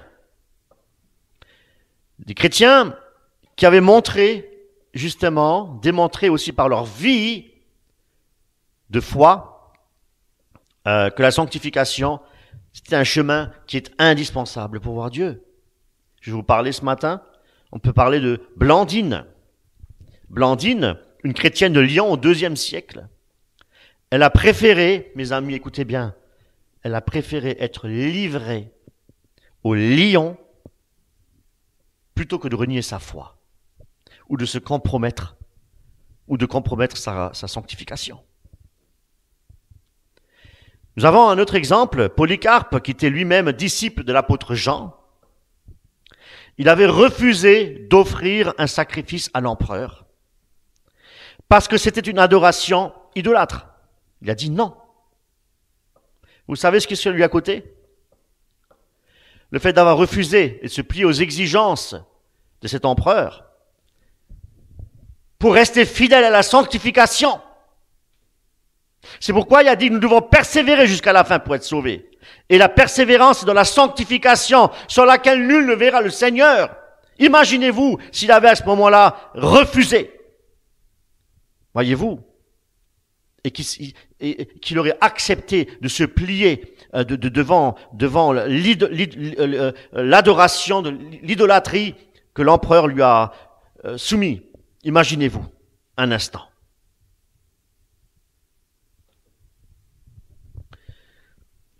Dans sa fidélité de la sanctification, en persévérant jusqu'à la fin, mes amis, il a réussi. Ça l'a conduit à être brûlé vif. Ça l'a conduit à brûler vif. Et aujourd'hui, on nous dit que nous pouvons échapper à la grande tribulation. qui arrivera. Pourquoi? Et pourquoi les chrétiens qui ont été persécutés, non pas dans la grande tribulation, mais une tribulation, oui, ils ont résisté jusqu'au bout, mes amis. Ils ont persévéré jusqu'au bout. Pourquoi nous, on est exemptés de ça? Qu'est-ce qu'il a dit? Je déclare ce qu'il a sorti de sa bouche à l'empereur. Il a dit, textuellement, « Je sers Christ depuis 86 ans et il ne m'a jamais fait aucun défaut. Comment pourrais-je renier mon roi et mon sauveur ?» Par ces paroles, il a été condamné et il a été brûlé vif. Voyez-vous? Et il a persévéré jusqu'à la fin. Il n'a pas renié son maître. Voyez-vous? J'aimerais vous parler de la sanctification dans l'Église primitive. Dans les premiers siècles de l'Église, la sanctification, c'était le point le plus important dans la vie des chrétiens. Mes amis, aujourd'hui, on ne parle plus de sanctification. Aujourd'hui, on parle d'argent. On parle de bonheur, on parle de réussite sociale, réussite dans l'Église. On parle de divertissement, voyez-vous. Mais les premiers chrétiens avaient compris que suivre Christ ne voulait pas simplement dire « Je crois en Jésus-Christ, je te donne ma vie ». Mais leur foi se manifestait, mes amis, par leur sainteté, par des œuvres de sainteté. Voyez-vous? Par des œuvres de sainteté. Ils vivaient pieusement. Ce qui est intéressant, c'est qu'il existe des ouvrages, des écrits des premiers chrétiens, pour voir justement comment ils vivaient et comment ils pratiquaient la sanctification. Et cela, pour nous aujourd'hui, ça reste un modèle, mes amis. Nous pouvons lire que les premiers chrétiens évitaient, par exemple, les divertissements et toutes les pratiques mondaines qui pouvaient les faire tomber dans le péché. Ils évitaient tous ces endroits. Ils ne participaient pas aux jeux. À l'époque, il y avait beaucoup de jeux. Vous connaissez aussi les Jeux olympiques, toutes ces choses-là. Ils ne participaient pas aux Jeux olympiques, aux spectacles du cirque, les banquets, etc. Ils savaient que toutes ces activités-là, c'était quelque part des pièges, des occasions de chute. Et ça pouvait effectivement les faire chuter. Et ça pouvait effectivement les entraîner loin de Dieu, ou dans la passivité, hein, devenir tièdeur, voyez-vous. Mais pour aujourd'hui, les choses n'ont pas changé, hein, mes amis. Il y a encore des activités aujourd'hui qui peuvent nous rendre tièdes, où notre place n'est pas, voyez-vous. Un autre écrit d'un chrétien du IIe siècle, qui s'appelle Tertullien, il disait qu'il était dangereux pour un chrétien de se mêler aux distractions du monde. Il avait écrit que le chrétien ne doit pas se laisser distraire par les plaisirs du monde, parce que ces choses, il disait, sont des tentations qui éloignent la pureté exigée par Dieu. Voyez-vous, ils avaient la crainte, mes amis, dans leur cœur. Aujourd'hui, nous participons à toutes les distractions. Voyez-vous. Les premiers chrétiens avaient tellement travaillé à leur sanctification qu'ils évitaient tout contact, mes amis, avec des lieux ou des pratiques qui pourraient effectivement les faire tomber ou rechuter dans le péché. À l'époque, il y avait aussi des endroits à éviter. Comme je disais, comme nous aujourd'hui. Hein. À l'époque, il y avait effectivement des temples païens, il y avait des festivals, des jeux publics, des tavernes. Chez nous aujourd'hui, c'est des pubs, c'est des bistrots. Il y avait souvent des fois des excès comme l'ivrognerie et puis l'impureté. Donc ça, c'est des faits relatés, des écrits de tous ces chrétiens.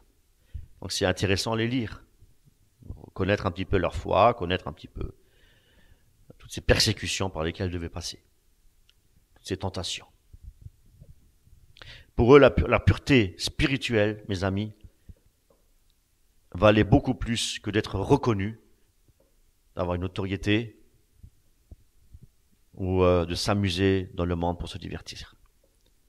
Pour eux, c'était la pureté spirituelle, la pureté du corps, la pureté de l'esprit et de l'âme.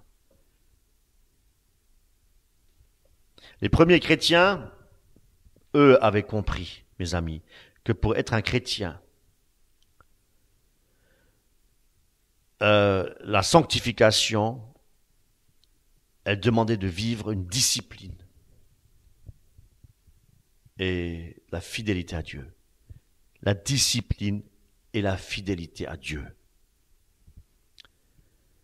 Et pas simplement juste dire, je crois en Jésus, je te donne ma vie. Une fois sauvé, sauvé pour toujours. Non. Ils travaillaient dur à leur salut, mes amis. Et sans se compromettre avec le monde. Et c'est pourquoi ils étaient persécutés. Plus nous refusons le monde dans notre vie, plus nous refusons toutes ces choses, plus la persécution devient grande. Et même, ils ne cherchaient même pas à s'enrichir. Ils se contentaient de ce qu'ils avaient, mes amis. Une vie simple et une vie modeste. Voyez-vous? Les premiers chrétiens évitaient le luxe. Ils vivaient dans la simplicité. Ils partageaient, comme c'est écrit dans les épîtres, ils partageaient avec ceux qui sont dans le besoin. Ils étaient hospitaliers et mettaient leur confiance en Dieu plutôt que dans leurs biens matériels. Un appel à la sanctification et à la fidélité. Voilà ce que Dieu demande de nous ce matin. Dieu veut que nous nous sanctifions davantage et que nous soyons davantage fidèles à sa parole, fidèles à ses commandements. Et ne pas nous laisser distraire dans les choses de ce monde. Les premiers chrétiens, mes amis, nous montrent que la sanctification, ce ne sont pas que des mots, mais un vrai travail intérieur. Un vrai travail intérieur. Et qu'il est aussi nécessaire de nous sanctifier pour le salut de nos âmes. Ils étaient prêts à renoncer à tout. Le confort, même les relations sociales, mais tout cela pour vivre une vie qui est pure, une vie agréable à Dieu. Leur engagement nous rappelle que nous aussi, nous sommes appelés à être le sel de la terre, la lumière du monde. Aujourd'hui, mes amis, la sanctification est tout aussi importante. Mais si nous ne vivons pas de cette manière-là, eh bien, nous stagnons et nous pouvons devenir tièdes et nous pouvons être vomis de la bouche de Dieu, mes amis. Et nous savons aussi que nous ne vivons pas au temps primitif, nous ne vivons pas au 1er siècle. Mais les Écritures nous enseignent qu'il n'y a rien de nouveau sous le soleil, mes amis. C'est vrai, nous sommes entourés de distractions modernes, des tentations en tout genre, et aussi beaucoup de compromissions. Nous pouvons vivre dans la compromission, nous devons faire très attention. Mes amis, la séduction est grande, très grande, mes amis. C'est pourquoi ces premiers chrétiens restent pour nous vraiment des exemples d'une vie totalement consacrée à Dieu. Une vie de pureté, une vie d'obéissance à Dieu. Une vie de modèle de pureté, oui, par excellence. Comme Paul disait, soyez mes imitateurs comme je suis imitateur de Christ. Eh bien, des hommes consacrés à Dieu, des hommes et des femmes consacrés à Dieu, qui vivent pieusement, nous devraient aussi être pour nous des modèles. Mais notre modèle par excellence, c'est Jésus-Christ. Voyez-vous? Amen. Les Écritures nous enseignent que sans la sanctification, nul, personne ne verra Dieu. C'est ça. C'est dans Hébreux 12, 14. Que notre vie témoigne de notre foi, de notre amour pour le Seigneur. Mes amis, Dieu nous appelle à revenir à l'église primitive, où la crainte de Dieu était encore présente, où le péché n'était même pas toléré. Souvenez-vous d'Ananias et Saphira. Ce n'est pas à travers des signes et des prodiges que nous devons chercher à être sauvés, mes amis, mais par une vie consacrée, une vie de sanctification, une vie d'obéissance à Dieu. Voilà la réalité. Une vie aussi loin du péché, une vie de séparation avec le péché, mes amis. Recherchons la pureté, recherchons à vivre la sainteté, mes amis. Car sans la sanctification, nul ne verra Dieu.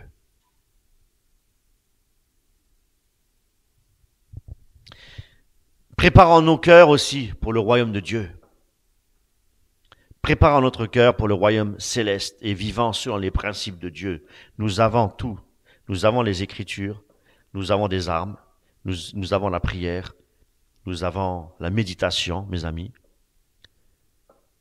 Que notre vie soit un témoignage de sa gloire et aussi un témoignage de sa sainteté. Amen. Dieu est saint. C'est pourquoi nous devons aussi être saints. Pour terminer, j'aimerais vous résumer en 10 points ce qui a été évoqué. La sanctification, je disais, c'est un processus qui doit nous conduire à devenir de plus en plus semblable à Jésus-Christ. Deuxièmement, se sanctifier veut dire rejeter tout ce qui est, on va dire, incompatible avec la volonté de Dieu. Et cela demande effectivement une décision consciente de fuir le péché et de ne plus donner accès au péché dans notre vie, mes amis. 2 Corinthiens 7, 1, il est dit « Purifions-nous de toute souillure de la chair et de l'esprit ». Il dit « et de l'esprit ». Voyez-vous, parce qu'on peut aussi être souillé de l'esprit, les pensées mauvaises.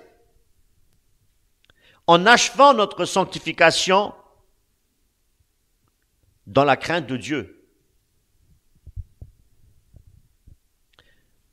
Troisièmement, la sanctification se fait à travers la transformation de la pensée et de notre cœur. Ce qu'on vient de voir à l'instant, la chair et l'esprit. Et ça se passe par la méditation de la parole de Dieu. Nous nous sanctifions en étudiant la parole, en priant, en passant du temps avec le Seigneur. Jean 17, 17, sanctifie-les par ta vérité, ta parole qui est la vérité. Communion avec Jésus-Christ, parce que Jésus-Christ est le chemin, la vérité et la vie. Quatrième point, la sanctification n'est pas uniquement une question d'effort humain. Il n'y a pas que ça. Nous avons besoin de l'Esprit de Dieu pour nous transformer. Parce que Dieu nous transforme de l'intérieur. Car c'est du cœur que viennent les mauvaises pensées. C'est le cœur qui doit être transformé. Donc l'Esprit de Dieu doit nous travailler. Nous prions mal. Oh Seigneur, donne-moi le don de prophétiser. Donne-moi le don de parler en langue. Donne-moi le don de ceci, donne-moi le don de cela. Donne-moi le don de faire des miracles et des prodiges. Seigneur, je veux voir ta gloire ce matin dans l'église. Mais le Seigneur veut voir des cœurs transformés. Voilà ce que Dieu veut voir. Nous formulons mal nos prières. Parce que nos prières, c'est toujours par rapport à notre demande, par rapport à ce que nous voulons. Mais ce que Dieu veut pour nous, c'est notre sanctification. Ce que Dieu veut pour nous, c'est un cœur changé. Alors ce matin, demandons au Seigneur de transformer notre être intérieur pour être semblable à l'image de Christ, pour la sanctification de notre vie, dans notre marche chrétienne, pour ne plus obéir au diable, mais pour obéir au Seigneur et être dans la joie du Seigneur. Mes amis, il n'y a pas plus grand charisme, mes amis, que d'aimer son prochain. Donne-moi un cœur pour aimer mon prochain. Donne-moi un cœur pour ne plus calomnier. Donne-moi un cœur pour ne plus médire. Donne-moi un cœur pour pardonner. Seigneur, produis cela en moi. C'est toi qui as le vouloir et le faire. Qui produit le vouloir et le faire. Oh Seigneur, transforme-moi de l'intérieur par la puissance du Saint-Esprit, Seigneur. Voilà ce que Dieu veut, notre sanctification. Pour ne plus pécher. Pour ne plus tricher.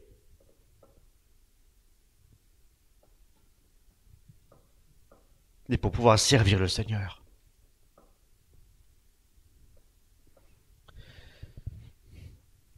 Transforme-moi de l'intérieur, Seigneur, pour produire du fruit. Si nous ne portons pas de fruits, nous serons jetés et brûlés, mes amis. Il ne suffit pas simplement de dire, Seigneur, une fois sauvé, sauvé pour toujours. Non. Nous devons travailler à notre salut, mes amis, je vous assure. Galates 5, 16. Marchez selon l'esprit et vous accomplirez pas les désirs de la chair.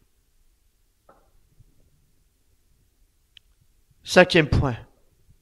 La sanctification exige une obéissance volontaire tous les jours, quotidienne à Dieu. Nous obéissons si facilement au diable lorsque nous péchons. Et nous prenons plaisir dans l'obéissance, dans le péché, dans la saleté, dans la pourriture, dans les choses infâmes, les choses horribles. On se vautre là-dedans, nous prenons plaisir. Mais ce que vous ne savez pas, c'est que le diable prend encore plus plaisir que nous. Voulons-nous donner l'avantage au diable? Voulons-nous donner le plaisir au diable? Voulons-nous donner du plaisir à notre Dieu en obéissant à Dieu, en marchant dans la vérité, dans la sainteté?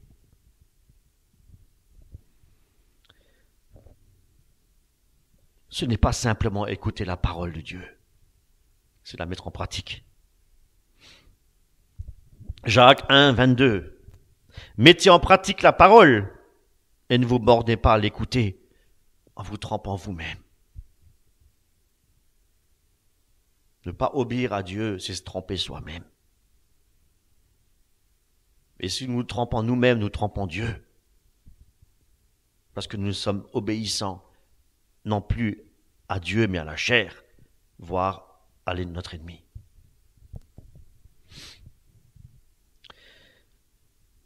Jean 14, 15. Si vous m'aimez, gardez mes commandements.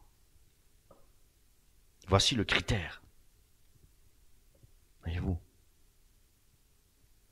6e, malgré nos efforts, nous tombons parfois effectivement dans le péché. La sanctification, elle implique aussi pour nous de reconnaître nos erreurs, nos torts, nos fautes, mes amis. Et de demander aussitôt pardon à Dieu. Et ça, on oublie des fois. Des fois, on insulte, des fois, on a un cœur meurtri, on a des fois des pensées impures, des choses qui nous passent, mais on oublie. Le diable veut nous faire oublier de demander pardon à Dieu. Oui. Alors que Dieu est bon, il nous pardonne. Et il est fidèle et juste pour nous purifier de tout péché, toute iniquité. 1 Jean 1,9. Si nous confessons nos péchés, il est fidèle et juste pour nous pardonner et nous purifier de toute iniquité. 7e, Il est plus facile, effectivement, d'éviter le péché que de vouloir s'en débarrasser une fois qu'il nous a séduits. Si nous voyons le péché, vaut mieux ne pas s'approcher et de fuir. C'est pourquoi il dit, fuyez le péché. Parce que si on s'approche trop près, on est déjà séduit, c'est déjà foutu. Il y a plus de difficultés lorsque nous sommes approchés du péché, à nous éloigner du péché, que de fuir le péché. Comprenez? C'est pourquoi il dit, fuyez le péché. C'est pour notre bien que Dieu le dit. C'est pourquoi nous devons obéir quand Dieu nous dit de fuir le péché. Parce qu'il le fait par amour. Et c'est pourquoi aussi il est dit que le péché nous enveloppe si facilement. Nous devons nous protéger. Protéger notre cœur. Qu'est-ce que c'est que protéger notre cœur? C'est de surveiller tout ce que nous regardons, tout ce que nous disons, surveiller tout ce que nous entendons.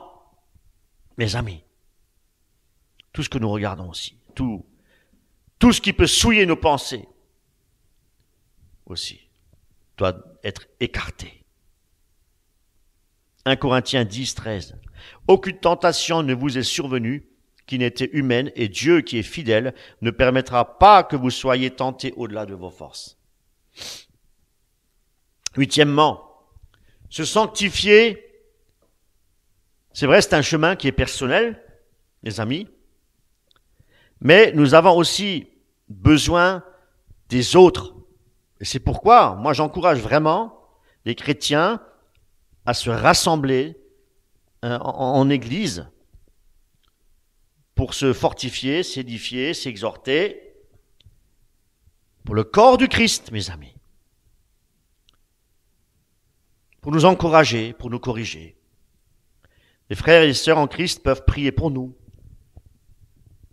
et nous soutenir dans notre marche avec Dieu, pour nous aider toujours à rester sur le droit chemin. Voyez-vous, nous édifier. Hébreux 10, 24-25, veillons les uns sur les autres. Nous devons veiller sur nous-mêmes pour ne pas pécher, effectivement, mais nous devons aussi veiller les uns les autres pour nous exciter à l'amour et aux bonnes œuvres. Est-ce que vous avez compris ce que je viens de lire là? Pour nous exciter à l'amour et aux bonnes œuvres. Nous devons faire des bonnes œuvres, mes amis. La sanctification, effectivement, est un processus continu qui dure toute notre vie. C'est pas quelque chose qu'on atteint une fois pour toutes. Cette sanctification nous ouvre effectivement la porte du ciel. Et ça, mes amis, il ne faut pas l'ignorer.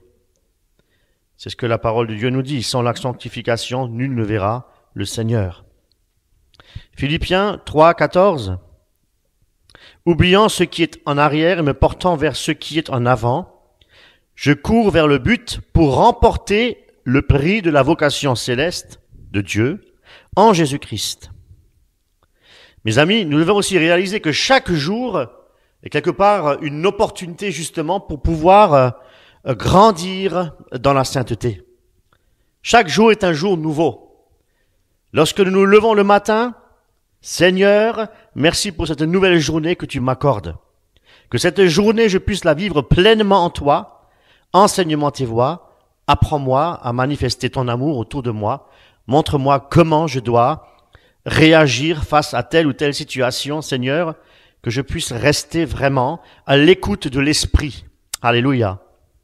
Et chaque jour est un cadeau. Chaque jour est un nouveau jour. 10e point. La crainte de Dieu n'est pas la peur de Dieu, voyez-vous, mais c'est plutôt lié à un profond respect de sa sainteté, un profond respect lié à sa justice aussi, parce qu'il est notre Créateur. C'est lui qui nous a conçus dans le ventre de notre mère, et nous lui devons toute chose lui appartient. Et notre cœur doit aussi lui appartenir. C'est pourquoi nous devons nous donner entièrement au Seigneur Jésus-Christ. Et nous devons le craindre dans le respect profond dans l'amour de son nom, dans sa sainteté, dans sa justice. Alléluia. Cette crainte doit nous motiver aussi à vivre d'une manière digne en lui, justement, en marchant dans ses commandements, en faisant sa volonté. Et c'est cela aussi, vivre dans la sanctification, aussi, comme je le disais, de nous éloigner du péché. Cette sainte crainte permet aussi à nous garder dans l'humilité. Dans l'humilité, Proverbe 8,13, il est dit, « La crainte de l'Éternel, c'est la haine du mal. » Alors mes amis, que le Seigneur puisse vraiment nous aider à vivre cette vie de sainteté, dans cette sanctification, à persévérer dans la foi, mes amis, à nous préparer pour son glorieux retour. Amen. Prenant aussi l'engagement de marcher d'une manière digne dans la sanctification pour être des témoins fidèles de Jésus-Christ dans ce monde et pour voir aussi Dieu face à face un jour dans son merveilleux royaume de gloire. Soyez richement bénis. Amen.